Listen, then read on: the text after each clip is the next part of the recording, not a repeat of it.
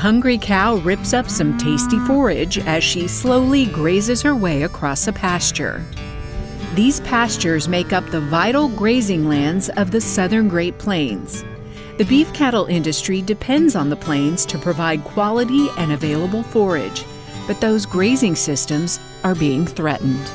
Well, I think climate variability is going to be one of the really big challenges going forward for managers of grazing systems. And in reality, it has been in the past for a long time, all the way thinking back all the way through the Dust Bowl. We've had a really variable climate. That variability includes lingering drought, flash drought, and flooding rains, all big weather events. It would take funding from the Grazing Cap grant to bring together dozens of experts who would work on building up the resiliency of the southern Great Plains. I think one of the big benefits for me was building my network and plugging me into the community of researchers in the Southern Plains who are interested in grazing systems and how cattle interact with the environment in grazing systems, and developing my capacity to do that kind of research. Research opportunities on this level are unique. It's expensive to conduct research across an ecoregion spanning 3 states.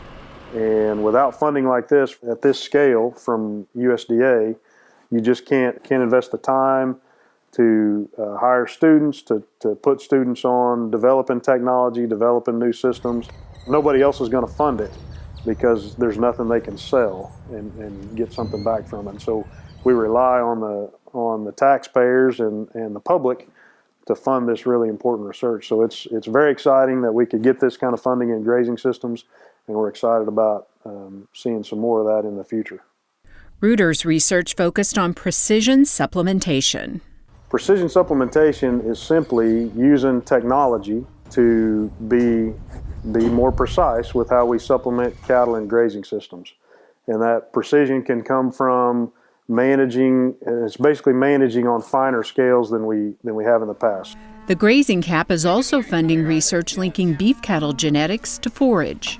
We've used the funding to explore the match of beef cow genetics to forage resources on the ranch. It's a rather complicated puzzle. OSU's David Lallman is looking at overall maintenance needs of a beef cow and finding out if the available forage where she grazes measures up to her needs.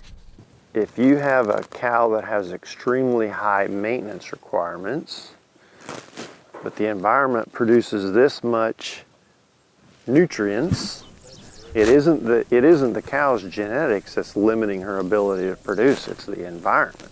The goal is to match cow genetics with available forage.